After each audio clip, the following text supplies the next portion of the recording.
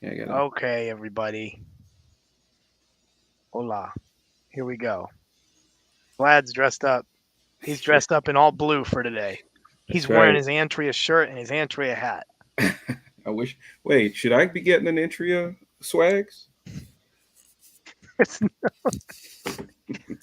This is going to be the best show because nobody's here. Okay. Oh no, two people just joined. Sorry. Um. All right. Yeah, you can get a shirt. Cool. You can get a shirt. All right. So, um, this was I totally forgot to announce the show, so I just put it on Twitter like a minute ago, I saw that. and so I don't know who's gonna come. So this might be a quiet day, but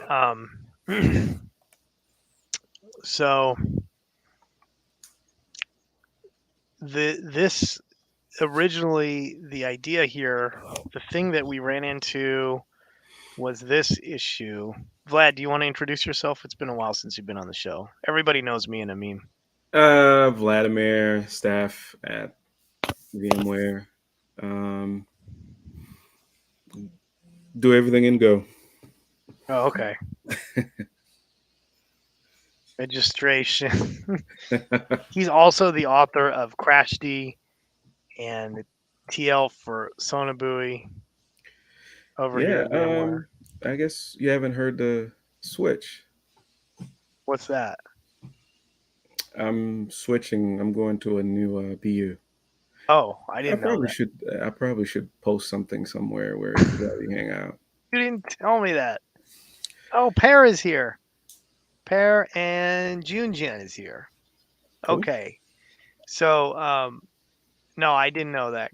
I did not know that at all. Where are you headed, Yeah. Vlad? Cebu. Oh, how'd you end up? Really? Yeah. Well, we're doing Okay. some good stuff with Edge. So Mm-hmm. yeah. Okay. Well, you'll have to tell me about that sometime. So ignore. Okay.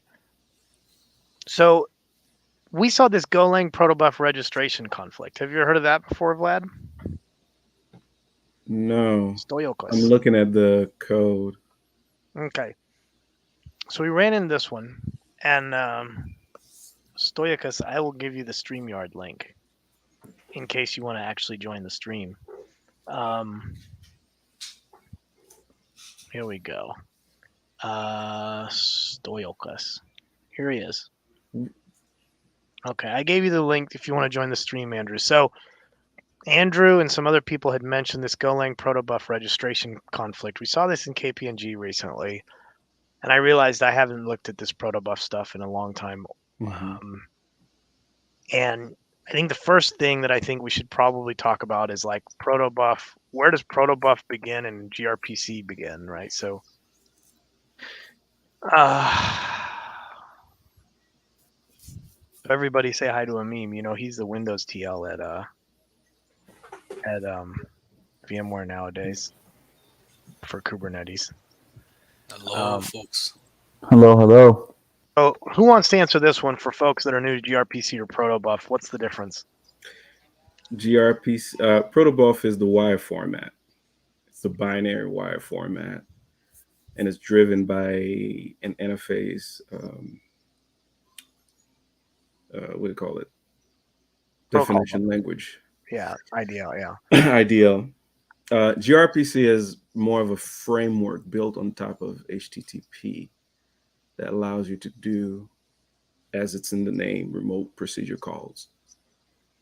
And the interchange format in gRPC is protobuf by default, but can be other wire format. But most places use protobuf.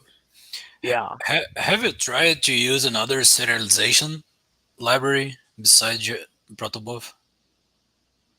Well, no, protobuf. You don't have to pair protobuf with gRPC at all. I've Thrift. right. So thrift. I don't know if they've done thrift, but I People mean, still I've use used it? protobuf by itself. You can use protobuf completely by itself as an interchange format. Right. Um, but gRPC gives you not just the protocol format, but you um, not just the wire format, but you have gRPC give you a whole bunch of stuff. Thrift has exceptions, it says, Vlad. Has exceptions. Yeah. Is that like protobuf buffers have much better documentation? Thrift has a built-in set type. Protobuf has extensions. You can extend proto Yeah. to add extra fields. What is that? Uh, Like types? yeah. You definitely can add extension. You can create what they call compiler plugins to extend the protocol buffer compilers. Um, yeah, that's all I remember. But it's very. I mean, it's getting to be super popular, and it's not just in Go. I mean, if you go in like .NET and um, Rust and those guys, they have pretty solid gRPC implementations. Okay. Let me do some little bubbles so that everybody can see that people that are watching this without actually watching. Here we go. This is my favorite part is when I do this and then I click on it. Bloop. Okay. So, Andrew, what you saw this issue the other day, right? You saw this. What was it? Which one? I don't remember seeing any gRPC issues. I thought you hit a gRPC issue. Okay, never mind. I was hitting a build issue. So we were both talking about issues, I guess. You were working on a different issue than the one I thought you were thinking. Okay, someone else was talking about. So, do you know anything about gRPC, Andrew? Learning as I go. Yeah. I'm not an expert by any means, So but I've let's utilized those servers a few times. Utilize the gRPC interface. a few times. KPN. Yeah, let's open up the KPNG so we can use that as the example, and we can talk through this because I know you're deep in this code right now. So Yeah, every time I see KPNG, I think of the financial thing. Yeah, whenever you Google KPNG, it always tries to autocorrect to KPMG. Yeah, Nadir was making jokes about that the other day. What? Okay, so I'm not going to introduce KPN. So where is our schema? So, Jesus, where is What it? is that? I'm looking for the protobuf schema. Is it not an? I could be wrong. Thought What? maybe API. API is a good call. Yeah. Mod conf template. Services.proto. There you go. Yeah. Right. Well, there's Okay. services _ grpc.proto. I don't know what the difference is there. Oh, damn. Oh, it's like pretty. The difference. Well, this file was generated by the compiler. Yep. And this is the definition. This is the IDL. Yeah, this is the IDL. So syntax proto 3. So I guess there's different versions of protobuf. This is the third version. Yes, okay. There is a second one, but 3 is what when folks are talking about gRPC right now is usually 3. So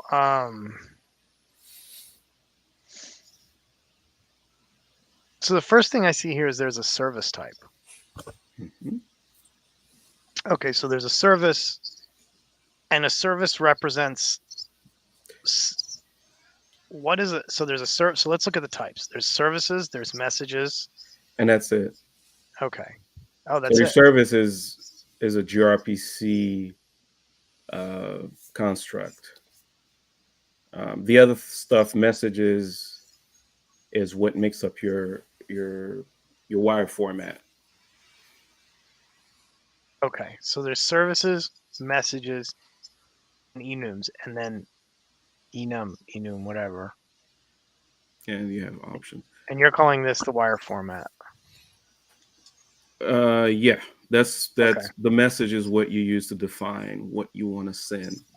So that's like, I like that because see, me and Vlad are kind of old. So for us, the only way to send information used to be through a physical wire, but so we call it the wire format. It is. It still goes over the wire, even if it's Wi-Fi. Eventually, it'll land on the wire. Somebody's You're wire. right. There's some metal electricity thing somewhere connected to something, right? That's right. Okay. So so each one of these messages represents the thing that you send over the Right. wire, right? So the service describes an endpoint, an actual endpoint that you can use to that your client can reach. So Yeah. here we have a service called it's called endpoints. Yeah. And inside, one of the method is called watch. Okay. Okay. So And we have so in this case we have a service. That service has an endpoint. More service and endpoint term overloading. Yeah, right. Oh my goodness. Yeah, not you. that's a bad name for That a service sucks. name. And service Yeah. is also can we find something else in here? God. Because we're talking in terms of GRPC, not in terms of Yeah, right. Kaping Exactly. or Kubernetes. Yeah, this is really okay. Yeah, the endpoint name is just the name of the service. It just happens to be called endpoints, which is kind of a bad name Cool. Okay. for a that makes sense. service. Well, let's find a better one. So we want to find a message. But is Right. this the only RPC? It would really suck if the only RPC in our entire example here was okay, here's another one. This Okay. one's called global. Yeah. And then it has this watch. So And it takes a stream of global watch request object or messages. and why is this empty? Because is it a request? You're not sending, it's like so in gRPC, when you define your service, your RPC method has to take a message, even if you don't have anything to send. So that's why this is empty. Oh. There's So not you have like you can't do like what you do in Golang where you just you can't there's just nothing have like watch hanging by itself. Okay. Like you would in Go or in other languages, you would take out that parameter, the argument list altogether. You'll just remove it, but not in IDL for gRPC. Yeah, you But can't have really, that. okay, but really it's this. Yeah. Secretly. Yes, exactly. That's what it is. Okay. Okay. Yeah. So cool. Okay, so there's this thing and it doesn't take anything. So in this case, global is so then when I do RPC, that means that when I do the generate, it's going to generate some Go code that I can run in one place. That's correct. And then that Go code will compile and I can call this method watch in that Go code. And correct. it will what is this? How does this stream get implemented? Stream is a type of stream allows you. It's very interesting that in gRPC, a stream type allows you to actually stream data from your client, and this one is probably I think it's So because it's an argument stream, because you can also have response stream. That means that when the client calls that method, it can give it a stream of values, not just a singular value, but a stream of values. But in this case, it's being returned, right? Is it returned? Oh, This is it's both. So I didn't see that. So it's both returning, taking a stream and returning a stream. So how do I find that? Is that the Go code? You could do a search for watch. Here you go. You want me to do like half screen? I hate it when people are screen sharing and they keep jumping back and forth and they don't do a half screen. I'm going to give you a half screen now. Yeah, there you go, right here. And this is the implementation. This is what's generated for that service. So you see type global client on line 140, and Yeah. then all the rest is what implements the what implements the service. So you have the method watch, and it takes. So does that mean that like when I call this function, if I was to call it, it returns back one? Right. So if you were to call this, because it returns a stream, global underscore watch client is probably a type where, there you go. Then you could see how you can do send and receive on it. So you can do Mhm. receive. And Oh, and it has a stream in it. yeah. So And I then, can. So that's a field. yeah, it's a field, but Oh, GRPC will take care of wire, plugging in where it needs to go, and then all you have to do is sit there in your code. I think I think you get a channel. mhm. If I don't Oh, remember. yeah, you do get a channel. Yeah, and then you can just sit there and loop through that channel. And so when you generate the protobuf, okay, so in other words, when I generate protobuf stubs, Hmm. I'm gonna is protobuf smart enough to generate an actual Golang channel thing for Yeah, me? yeah. You, It you get does. so Okay. remember I was talking about compilers. So there is a compiler, a protobuf or GRPC. Um, there's a compiler for GRPC for Go. And it will generate everything that you need, including, so if you're writing it'll do both the client and the service. And actually, let me send you let me see if I can, I mean, if you're really interested, because I have a You're the I have a boss, Git. man. None of No, us I was gonna know. say I have a GitHub. I have a GitHub repository where I wrote Okay. like tutorial for this, and I know I have like a very simple example that walks you through all this stuff. Okay. All right. I'll dump it into I'll get the URL and dump and send it to you. Yes, sir. Okay. You hook me up with that. Hmm. Okay. Vlad saves the day.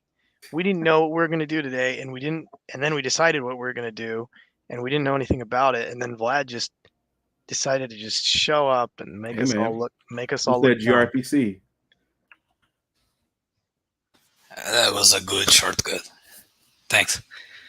Yeah, +1. Learning a lot. I want to see those repos you were talking about, Vlad. Yeah, I'm grabbing. Can I? What's taking you so long? Hurry it up already. All right, I'm gonna put it in. I guess comments or private chat. Which one is better? You can put it in comments. All right, I'm gonna dump it in. Oh wait, I can't put anything in comment. I'll put it in private chat and in StreamYard. Here we go. Okay, there we go. Here he goes. Oh, Vlad. Oh man, Okay, that here stuff we is go. 5 years old. Okay, here we go. So if you scroll down in the README, I think I kind of walk you through some of this stuff. Oh, nobody's ever gonna believe that we didn't script this. They're gonna be like, "Oh, you're updating it. You're such a Boy Scout. So you made this like 5 years ago, and you updated it just a month ago." Yeah, somebody probably sent me something saying, "Hey, Oh something is man. broken." Okay, this is cool. I don't know anybody who maintains their GitHub repos for 5 years. Well, I mean, I don't delete it. That's awesome. 143 stars, Vlad. You know, they say if you've got 50 stars, that's enough to get $5 million for seed funding if you're in the Valley, Is right? that how it works? Not in Florida. Yeah, I'm sitting on a lot of cash then. Okay. Um, Vlad is eligible for 50 million. that's right. Seed funding. Yeah. Okay, cool. So, I can run this, right? Yeah, so if you go up in the repository itself, there should be like a starting one. I'm looking for like a simple. Give me Hang on. examples. Oh, so this example is, I think, how you can. It's just PROTOBUF. Remember, I was saying you could just use PROTOBUF without gRPC. So I think that's what that example is. Okay. All right. So this is just a raw protobuf. You're just generating. There are no services. If you look at if you go and look at the proto, you will find, oh no, there is a service. Okay, maybe I'm wrong. This kind of grew into something it wasn't meant to be, huh? Yeah. That's fine. Okay, so there's a simple one though. Auth.proto. This is like a raw proto. Oh no, this has gRPC in it. Yeah, I think I'm trying to recall all of the example. I think I have a list of all that tells you what the examples are in the documentation. Okay. But yeah, so any and everything you might want to learn about gRPC as far as starting. Is this like the gRPC book? Okay. I tried at one point, but I gave up. If you have a book about Golang book. Vlad has a Golang book, by the way. I do have a Go book.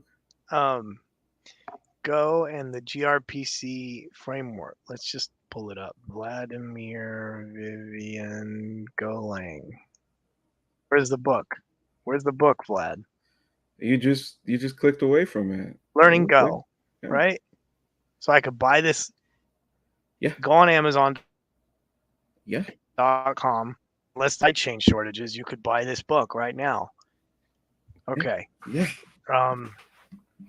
If you are reading this, chances are you have some familiarity with Go and are looking to start working with gRPC.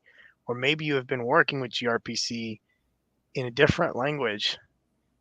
The repository is a collection of code samples that showcases gRPC Go framework. Before we jump too deep, let's start from the beginning. Okay, so let's establish a scenario. We have a financial provider that wants to create a currency service that allows us to look up the validation. Okay. I wrote all this? You wrote this. This is great, man. So, okay. So I've got Java. I need to get out more. I've got different programmers. Everybody's writing a different programming language. It's the what is it? The Tower of Babel? Yeah. Tower of Babel in the enterprise? Mm-hmm. Okay. Your first reaction, implement a switch, maybe JSON, HTTP REST, implement an HTTP-based API server. You're right. This is great, Vlad.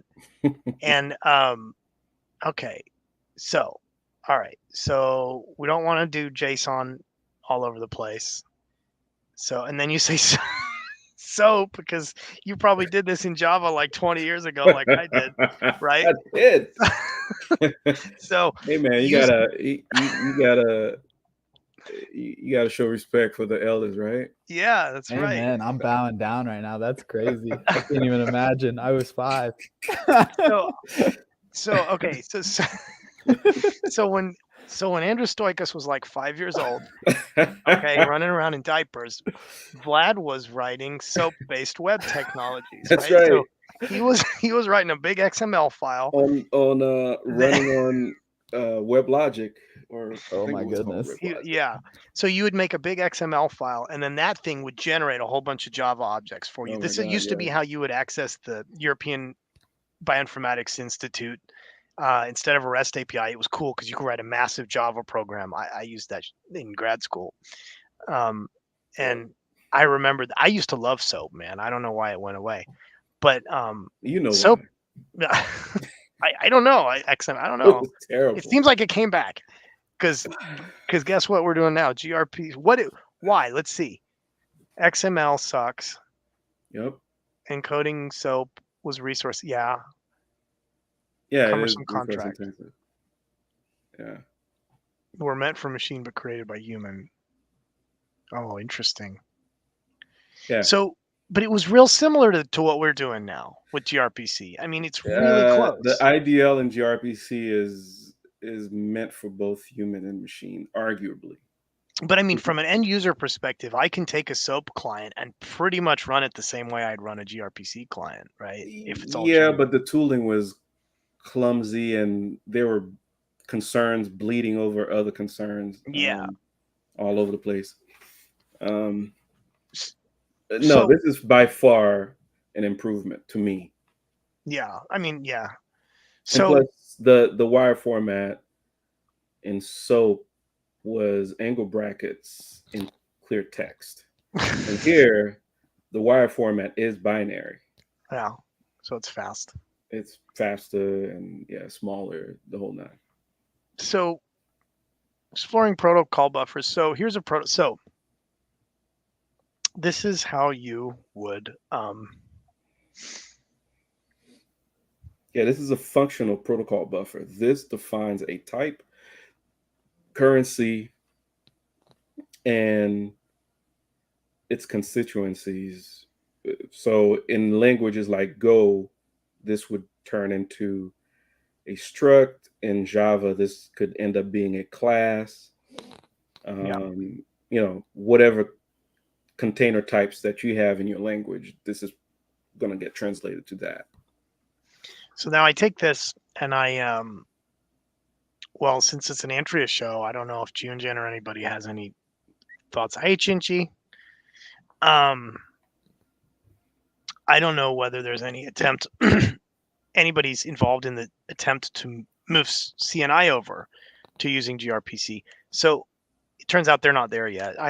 So not yet. 2.0, right? They're talking about having CNI providers.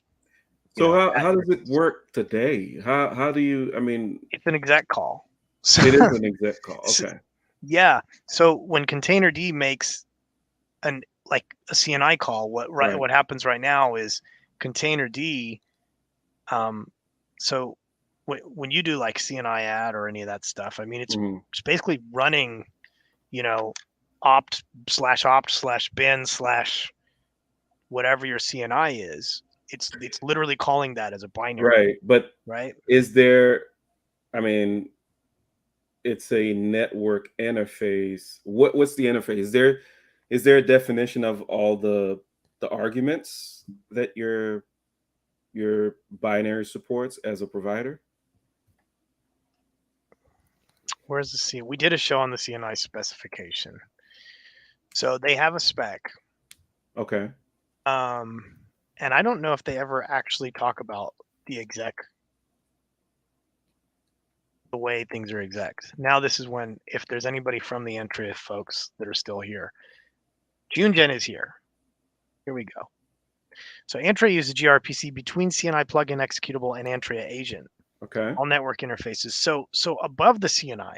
So like if you're a CNI provider, nobody's going to stop you, right, from using using gRPC as the implementation detail of how you the implementer do it. Okay. Exactly. But the executable itself, like when containerd, like if we go back here. Yeah, there's got to be a uniform way of passing those arguments. So containerd does literally like an exec. Right. And that calls like opt CNI bin. I don't know what the Antrea, whatever that is, right? And that literally then returns standard out. That returns a string to standard out. Right. That and then and then the IP can be parsed out, as I recall. Pretty sure that's how that's working right now. And then, but what I think Junjin is saying is opt CNI bin Antrea. That talks to the Antrea-agent, right? That are on the node. On a port, right? And that is this whole thing right here is gRPC. Is gRPC. Right. And that agent is on each node, right? Or is it a? Yeah, that's the. Oh, he gave us a link. Let's see. Okay. How do I copy a link from this stupid show thing to? Can't you just? It's in the comments, isn't it? You should be able to. There you It's in the private chat. Oh, here we go. There it is. Okay, I mean, here we go. Okay, so now a meme. Where are you? What is this? Here we go. There it is. Okay. go. Mm-hmm. So when I started up, I'm starting a new GRPC server up. Right. And that's the same. If I go over to someday, Stoichkos is going to work at VMware, and he's going to be working on an Antrea problem with us. Yeah. And We use GRPC internally at Red Hat too. I'm trying to look for the code. let me Yeah, see here. GRPC is everywhere now. Yeah. So you could see the same call. We're using the same thing in KP. So Yeah. it's a universal thing, right? You start this GRPC server up, and we could see it's being used. So I jumped over to that because I just kind of realized we hadn't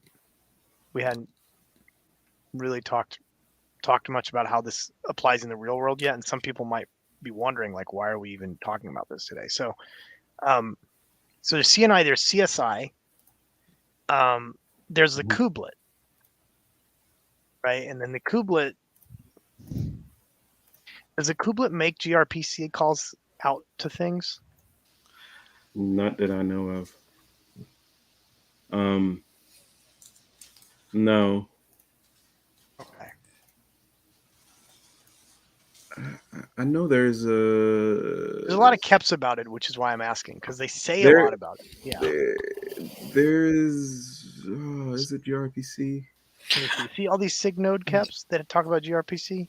Yeah, there's I believe there are GRPC calls in between some of the controllers, like the validation. There are some pieces in the validation chain of a request that are done via GRPC, if I remember correctly. So there might be some internal. So this is a homework question for folks. Where does the Kubelet use GRPC? We don't know. I don't know. If anybody knows, T-shirt. Yeah, container runtime is one of them. We already said CRI. Right. CSI is another. And I believe there's some places in between certain components. Like maybe I don't know, scheduler and something else. I don't know. There might be other places. So it may be floating around in different places, right? So Yeah. So and I wonder if I can can I grep this out? Like if I go into the source for K8s and I just grep this, will I find it? Do we ever just do that? You might find a million new things. Yeah. Yeah. Not much. Device manager. Oh, that's the other one. Device manager. Device manager. Okay. Yes. I know there was one more. Okay. So there we go. Cool. So we actually do use it in the Kubelet device manager. So that's probably one of the cool. So the devices when you do stuff like GRPC and stuff like that. Okay. So back to your repo here. Mm-hmm. So I can, if I grab this, I can, let's run this one, right? So let's do the hello world, right? Oh, okay, cd source. Let's clone you, git clone that. Okay.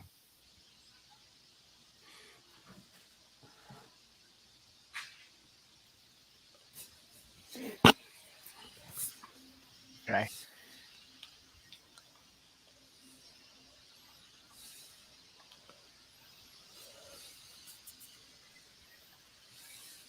Okay, and the name of this file is vlad.protoc. Or you And already have it. You should already have that. I'm sure I have protoc. Yeah, I mean, I'm sure I have.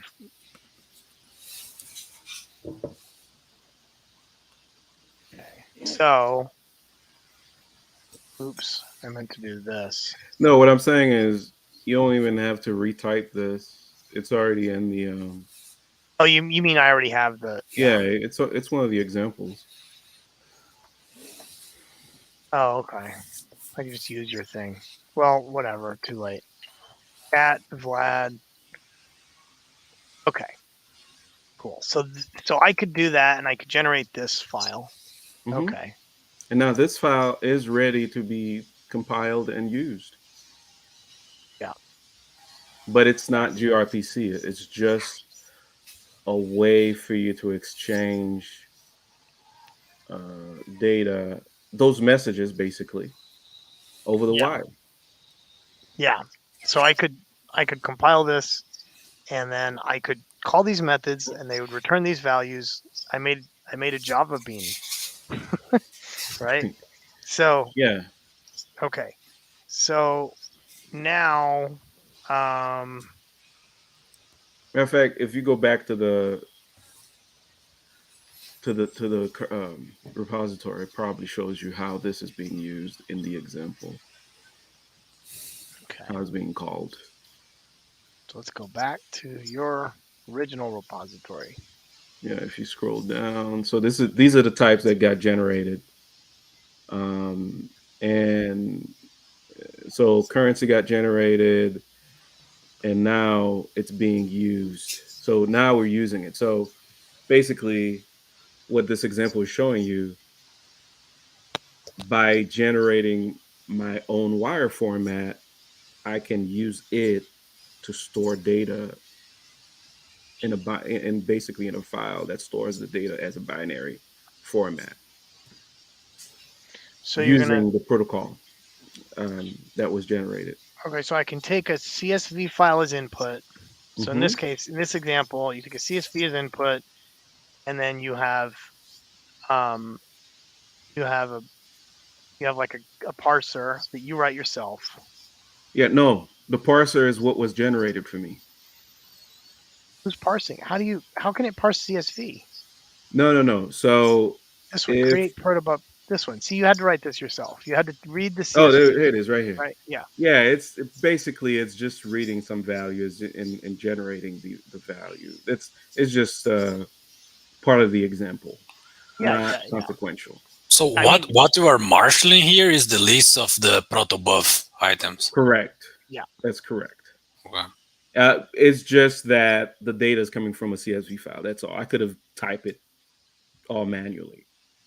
So if you look at that CSV file, you'll see that it's it has the data. Item, file open. but this currency list is generated for me, right? Yeah, let's look at the file. Let's see what's in there.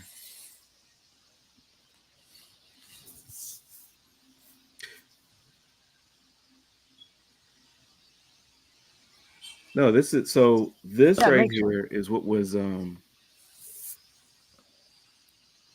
okay, so all right. But you're gonna need the file. Yeah. I mean, I would need a CSV file of some sort, but that's not too hard, right? Because you're just parsing these rows out, right? Yeah, let me see, because I got to remind myself with read CSV content and return rows of. Sorry, I'm sorry. I did that thing that I told you I hate when people do to me. Yeah. All right, go ahead. Return rows as okay. So the CSV has the data, and we return a list. We'll basically read the data from the CSV and return typed representation of that data. That's all that this is doing. So read the CSV and return a type representation of that CSV. And that type representation is using a generated type from from our protobuf. Yeah. Yeah. So that highlighted thing you have down there, that's a type that was generated from the protobuf compiler. Yeah. And then I am just appending that to the list that was That's also it. generated by the product. Yeah. The list was also generated by the compiler. And then I do that just so I can show you that Yep. once you have your data encoded, marshaled as those types, then you can it is protobuf now. You can do whatever you want. You I can can do what write I it want, and over I the could send all wire. these over, and I don't have to aggregate some weird JSON No, bespoke that's it. list, and I don't know whether to make it a list or a map or what the hell I'm going to make. And all the types are, it's Yep. strictly typed. So when you say you need a date, you get a date. Yeah. And that's Compare it. this with like what you would normally. Yeah, exactly. So Right. like you would, like, otherwise you would be doing some kind of weird thing where you had to like look at the way to bulk upload things using a REST API and only upload 40 at a time and whatever else, right? Yeah. Okay. Only this example does nothing with the data. I probably write it back into a file as a binary file that has my data now. But then it gets good because, see, now it gets interesting because you started with that. So we started with the little crawl, which is just, here you go. Here's how you could generate a list. And now we're going to make a proto. So now we've made this original, where was it? This thing. This was the original. Oh, uh-huh. This was the original. What do you call this? This is a proto. This is the protocol definition. buffer definition. That's the idea. And then you're going to call this. We're defining. Now, yeah. So now I'm converting it into a service. Yeah. Before it wasn't a service. It was just wire format. Now I'm converting it into a GRPC service. Yeah. So let's look at the original one and compare it, right? So you had vlad.protalk, which is here. Mm-hmm. And then you had vlad.protalk there. And then you have currency, and you have a currency list. And now what you're doing is you're adding this new thing here, which is a currency request and a currency service. Right. Because remember, when you have your method and your service have to take a parameter of some sort. And does the service allow you to send that that data over the wire? Yes. Okay. So when the gRPC compiler sees the service, it not only generates the types, but it will create HTTP services and HTTP clients. Wait, when you say the gRPC, isn't it protocol buffers that's doing all the compiling? Right. But you say gRPC compiler. Well, protocol buffer compiler with a gRPC plugin. So if you scroll down again, on the instruction, you'll see when it's what we're calling protocol buffer now. We've given it a gRPC plugin. If you keep going, oh, that's this thing. Yes. Oh, I didn't know that. I didn't know that that's how you do it. Okay. That's all it is. Yeah. So, okay. So in here, I do protalk and I give it an input. Mm-hmm. What the hell is this input? What is protobuf? That's I think that's the path where it is or something like that. That's like the folder that has all the protocol proto files in it, right? I believe so. Yeah. And then and then when I say out, oh, this is weird. So I do --go output, and I say, okay, you're going to make this output, but when you make this output, I want you to use this plugin to build the output. Correct. Because protobuf supports many plugins, and gRPC has just happened. The protocol buffer, I should say, can have many plugins, and gRPC is just one of them. And this actually is the Go gRPC plugin. Some other languages may have their own native plugin as well. Go is one of the few that I think has its own native plugins. Okay. Oh, okay. This helps me to understand it. So then, wait. So can we find this then in our? So maybe we can grep around then. It wasn't you will find this. Yeah. Yeah.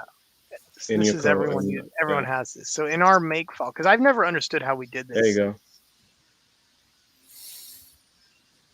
What is he doing here? Is he compiling what the hell is this? Is it compiling it on the fly? Is that what's going on? How do we build it? How do we build the GRPC when we do the KPNG stuff? I think we don't even have that automated. I haven't Like- seen it automated anywhere. Yeah, like I think we literally have It some should secret try trick. static. I think it's like we have to email. Is it Miguel in? or- yeah. Is it in a GitHub action? No, I don't know. We're not that fancy. We didn't even have CI when we first. Okay.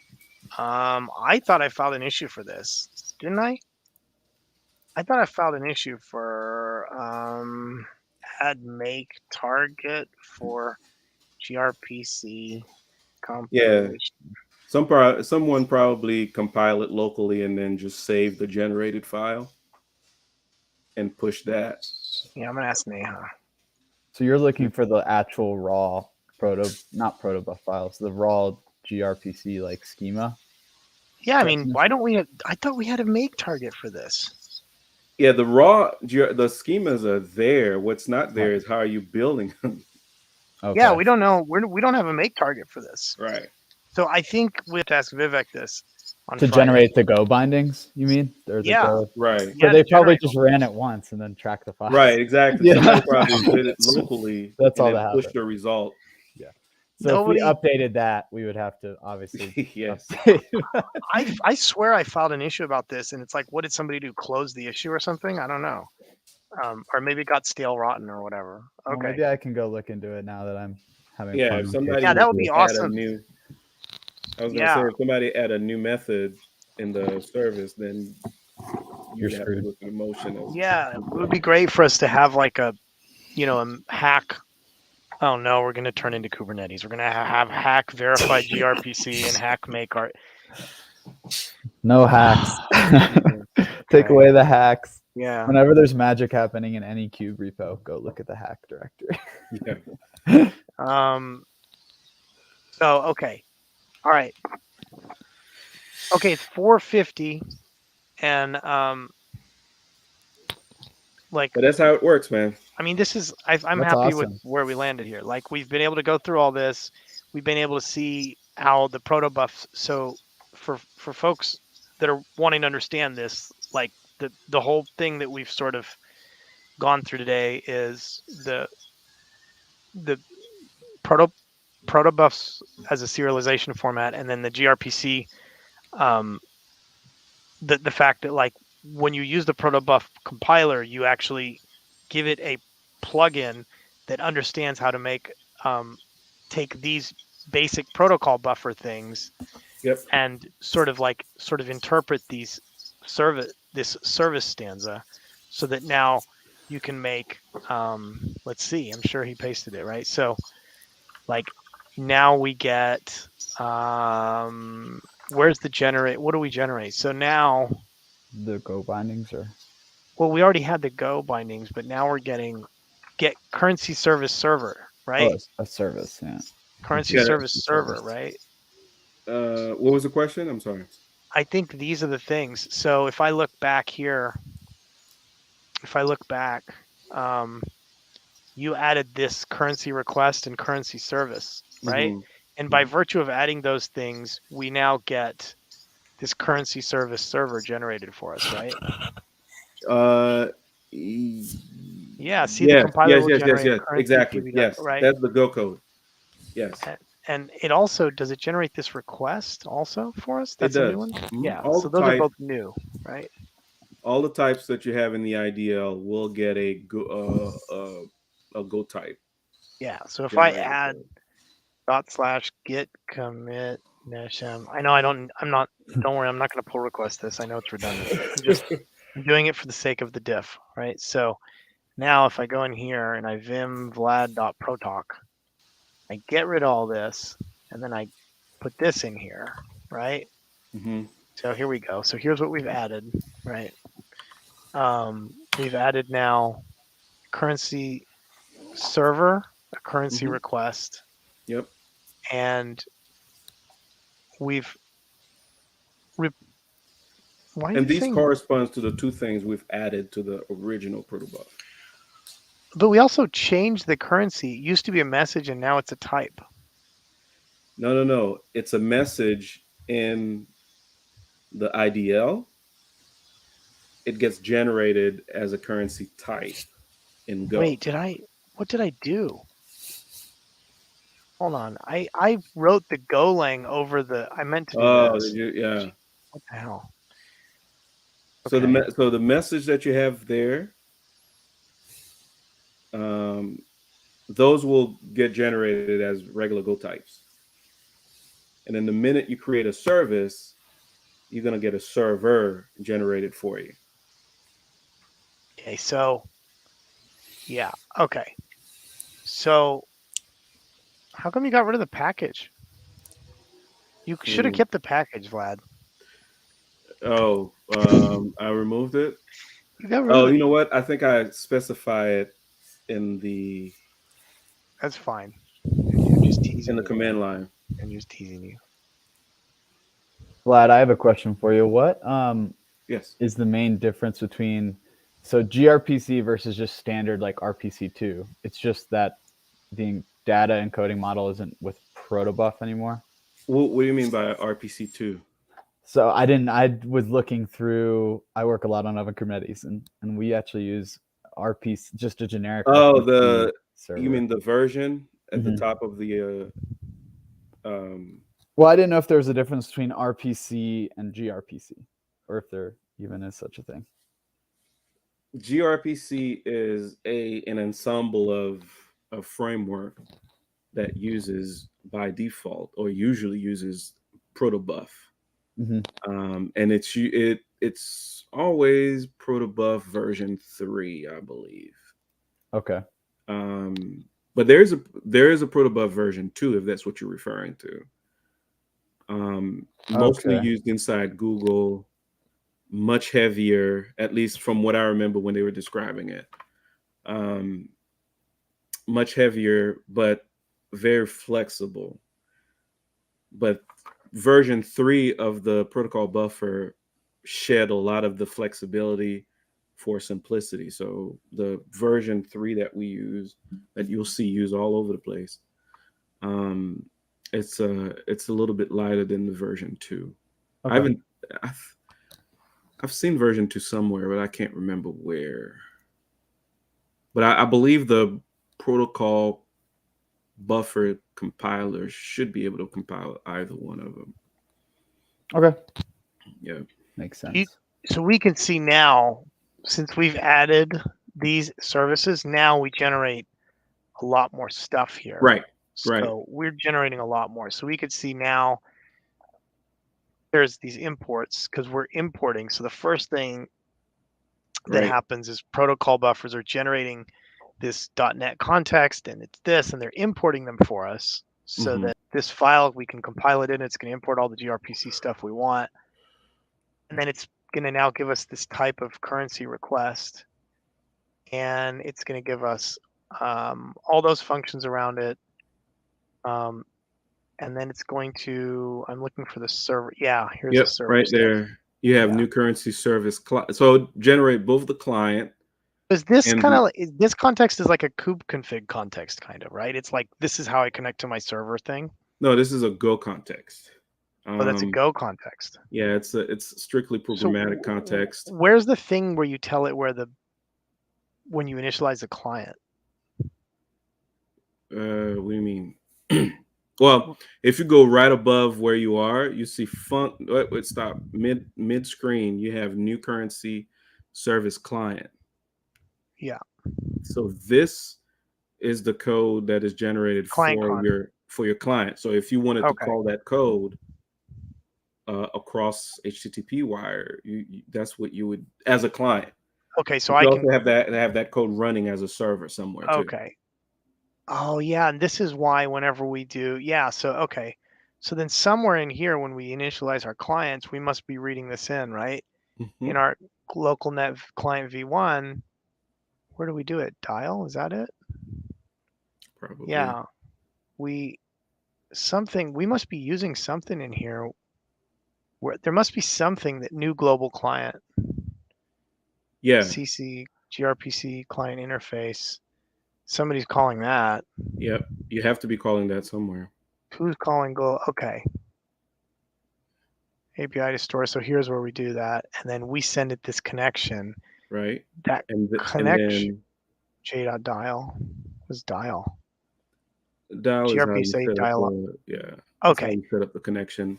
But all this stuff is prepared for you. All you have to do is write the code to make it to call it. But where do we give it the IP address? I guess it's options here. Yes, I don't remember. You have to create the connection, or dial do it for you. Well, we call dial and we send dial a connection. Go if you. I don't remember. If you go back to my repository, I might do that, but I don't remember. I think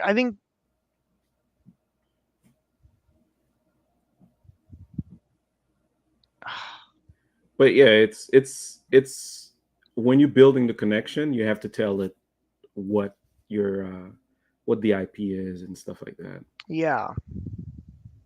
Somebody's telling it the IP address somewhere. Right. I don't know where though. I keep thinking it's got to be hidden in this CTX, but you're telling me that's a Go. Nah, No, that's usually not it. it's not. Okay, that's not it. Yeah. You wouldn't do that. Okay. Somewhere in here, there's an IP address. Yeah. Okay. And if you go back right to that file you were just at, you'll see where it's being called. I just saw that. You did? Well, no, I'm saying like where the watch is being called. After they build a client, they were calling the watch, but it was This target. I don't know what that is. It's somewhere in here. Yeah. But I mean, we're almost out of time, so Yeah. yeah.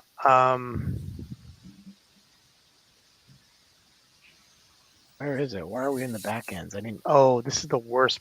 Of course, we're not going to find it in the. If we look for IP, there's going to be a million other references to IP. No, don't look for IP.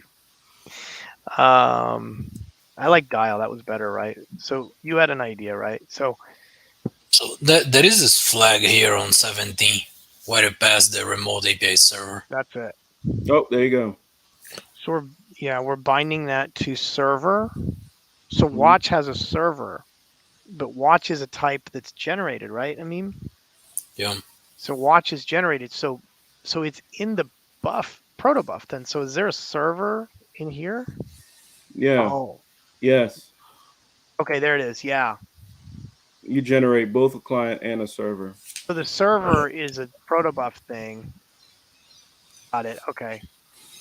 So there's a gRPC server thing, and then that server is a variable that you populate, and then that server value, this watch. Wait, hold on. This watch struct though, this server is corresponding to. That's a string. Just go back there. On line 31, you pass double server on dial. So double server is a watch. So it's an argument to dial. Right. It's just the address, most likely. Okay. So you have to. Yeah. Okay. So it's a function. So when you do grpc.dial, ultimately that's the way that you trigger it. Okay. Cool. Yeah. And this expects that some other process started your gRPC service somewhere. From the server address into the dial function. So the ops probably is where you put all your security stuff. So there's a dial option, and maybe there's like a TLS thing in there or something. Yeah. Mm-hmm. Right. So if I look for dial option, there's a grpc.dial option. This is inside the gRPC library itself, right? Right. But usually that's how you configure the connection to tell it how you want to construct the connection. And if you're using TLS, if you're using any kind of authentication, that's how you would do it. But where is dial option defined though? I don't see it. Well, dial option is the definition came with the gRPC generated code. So but it says it's It says it's gRPC. It's got google.golang. Right. That's where it came from. That you said you don't see where it came from. That's where it came from. Yeah, but where's the type? If I Google for the type, I don't see it. Type. Shouldn't I be able to see it in grep.app? Yeah, Right? you should be able to. What if you press F12? Here it is. Here, I got it. Okay. Dial option. Here it is. See all this stuff. You just that's all the stuff you can set right there. Okay, yeah, there it is. All right, cool. Okay. All right. So I'll add this to the HackMD, and then Vlad, we definitely owe you one today. You saved our butts. Okay, this was going to be the worst Antrea Live ever, and you know I think we're somewhere in the top 5. Well, thank you. Top 5 shows. Thank you. What do you what do you think? GRPC is cool. What do you think? I mean, where does this go? Is it Oh, top 10? Top 10, top 10. We have a lot of viewers. That was super good. Oh, so you're demoting it to a top 10. I was saying top 5. That's not very nice. I mean, Sorry. Why are you giving him a hard time, man? Right, that's Jay. That's what he does best. Yeah. all right, top 5. Let's split the difference. This isn't the top 7.5 shows ever. I'll take it. Congratulations. This is really cool, man. Seriously, thanks. Thank Okay. you. Awesome. So Antrea Live, May the 25th. If you want Vlad to do another show, then just let him know. Tell him you want him to come back and do another Antrea Live show. Sometimes he's just too busy to play with us. But let us know if you miss him. If you want to talk more about GRPC, let me know. Oh, I put a link in private chat. Okay. About another Medium article I wrote. Oh, cool. Efficient IoT. Whoa, what is this? What are you doing? Did you buy a Raspberry Pi and do all this? That's a ESP What? 866. And this shows you how you can have different plugins for the GRPC compiler. This one generates small C. I forget what it's called. It's called small C or something like that. Mm-hmm. But anyway, yeah. So if you want to kind of give that, how'd you get into this? I was looking to do something completely different with to send data. Actually, I think this is what I did my presentation on at KubeCon, I believe. But why'd you pick this ESP8266? How do you I even wanted know? to pick something.